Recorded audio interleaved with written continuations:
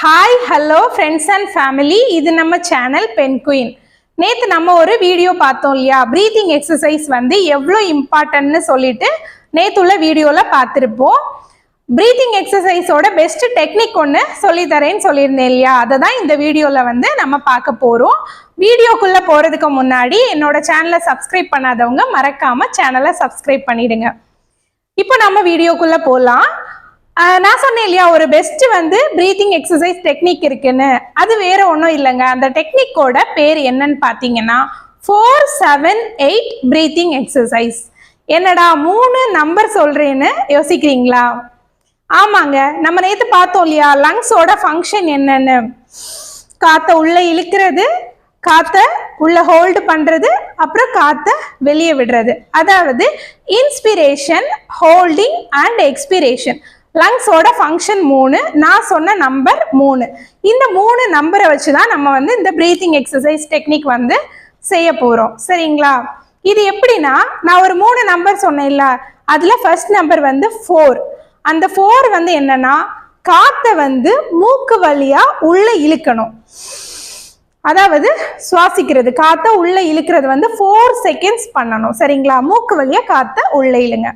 Next 7 seconds காற்றை நம்ம உள்ள இழுத்த காற்றை லங்ஸுக்குள்ள ஹோல்டு பண்ணி வைக்கணும். அதாவது நம்ம தம் கட்டி இருப்போம்னு சொல்லுவோம்ல, மூச்சை அழுத்தி பிடிக்கிறது, அது வந்து 7 செகண்ட்ஸ்.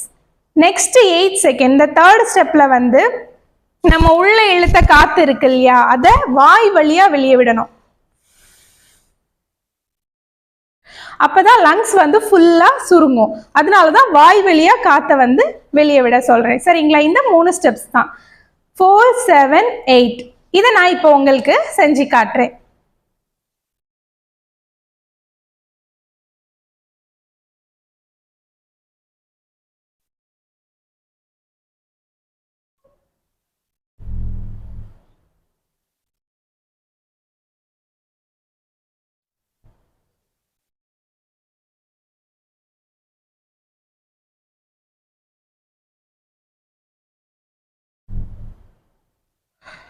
காற்றை வெளியே விட்டாச்சு. இப்போ 4-7-8 காற்றை உள்ள இழுக்கணும், ஹோல்டு பண்ணணும், வாய் வழியா வெளியே விடணும். இந்த 3 நம்பரையும் டோட்டல் பண்ணால் எவ்வளோ செகண்ட்ஸ் வருதுன்னா 19 செகண்ட்ஸ் வந்து வருது. நம்ம 20 செகண்ட்ஸ்னே வச்சுப்போம். ஒரு செகண்ட் வந்து ரெஸ்ட்டு. அப்போ வந்து 1 மினிட்ல வந்து 3 டைம்ஸ் வந்து இந்த ரொட்டீனை வந்து நம்ம பண்ண முடியும். 20 செகண்ட்ஸ் வச்சு 1 மினிட்டுக்கு வந்து 3 டைம்ஸ் வந்து இந்த எக்ஸசைஸை வந்து நம்ம பண்ண முடியும். அப்போ 10 மினிட்ஸ்ல நம்ம 30 டைம்ஸ் வந்து இந்த எக்ஸசைஸை வந்து ரிப்பீட் பண்ணோம்னா 10 மினிட்ஸ்ல வந்து நம்மளோட பிரீத்திங் எக்ஸசைஸ் வந்து கம்ப்ளீட் ஆயிடும். ஒரு நாளைக்கு மார்னிங் ஒரு 10 மினிட்ஸ், அதாவது 30 டைம்ஸ். அதே மாதிரி ஈவினிங் வந்து 10 மினிட்ஸ். இதுக்காக ஸ்பெண்ட் பண்ணோம்னா ரொம்பவே பெட்டர் ரிசல்ட் வந்து உங்களுக்கு கிடைக்கும். அப்படி முடியலை, பண்றதுக்கு கஷ்டமா இருக்குன்னு சொல்றவங்க 20 செகண்ட்ஸ் பண்றோம்னா அடுத்த 10 செகண்ட் வந்து ரெஸ்ட் விட்டுட்டு அடுத்த 20 செகண்ட்ஸ் வந்து பண்ணி பாருங்க. அப்பனா 1 மினிட்ல 2 டைம்ஸ் பண்ண முடியும். 10 மினிட்ஸ்ல 20 டைம்ஸ் வந்து ஃபர்ஸ்ட் வந்து ஸ்டார்டிங்ல நீங்க செஞ்சு பாருங்க. பிரீத்திங் எக்ஸசைஸ் வந்து எப்படி பண்ணணுங்கிறத வந்து நம்ம பார்த்துட்டோம், எதுக்காக பண்ணணுங்கிறதையும் பார்த்துட்டோம். இந்த பிரீத்திங் எக்ஸசைஸ் பண்றதுனால என்னென்ன பெனிஃபிட்ஸ் இருக்குங்கிறத இப்போ நம்ம பார்க்கலாம். ஹார்ட் ரேட்டை வந்து மெயின்டைன் பண்ணுறதுக்கு வந்து பிரீத்திங் எக்ஸசைஸ் வந்து ஹெல்ப் பண்ணுது. பிளட் ப்ரெஷரை வந்து மானிட்டர் பண்ணுறதுக்கு வந்து பிரீத்திங் எக்ஸசைஸ் வந்து ஹெல்ப் பண்ணுது. ஸ்ட்ரெஸ் அண்ட் ஆன்சைட்டிக்கு வந்து பெஸ்ட் மெடிசனாக வந்து இந்த பிரீத்திங் எக்ஸசைஸ் இருக்குன்னு சொல்கிறாங்க. ஏன்னா இப்போ வந்து நம்ம எல்லாருமே வந்து ஒரு ஸ்ட்ரெஸ்ஃபுல் லைஃப் வந்து ரன் பண்ணிட்டு இருக்கோம். எஜுகேஷனாக இருக்கட்டும், ஒர்க்காக இருக்கட்டும், எல்லாமே வந்து ஒரு ப்ரெஷர் தான். அந்த இதில் நம்ம வந்து எக்ஸசைஸ்க்கோ இதுக்கோ டைம் ஸ்பெண்ட் பண்ண மாட்டோம்.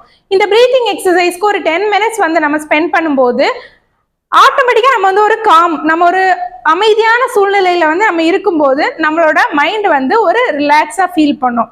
ஆட்டோமேட்டிக்காக நமக்கு வந்து ஸ்ட்ரெஸ் வந்து குறையும். ஸ்லீப்பிங் டிஸ்டர்பன்சஸை வந்து கம்மி பண்ணுது. அப்புறம் வந்து இம்யூன் சிஸ்டத்தை வந்து ரொம்பவே ஸ்ட்ரென்தன் பண்ணுது. லங்ஸோட கெப்பாசிட்டியை வந்து இன்க்ரீஸ் பண்ணுது. நம்மளோட பிசிக்கல் எனர்ஜியை வந்து இம்ப்ரூவ் பண்ணி கொடுக்குது. இதெல்லாம் வந்து இந்த பிரீத்திங் எக்ஸசைஸ் பண்றதுனால நமக்கு வர பெனிஃபிட்ஸ்.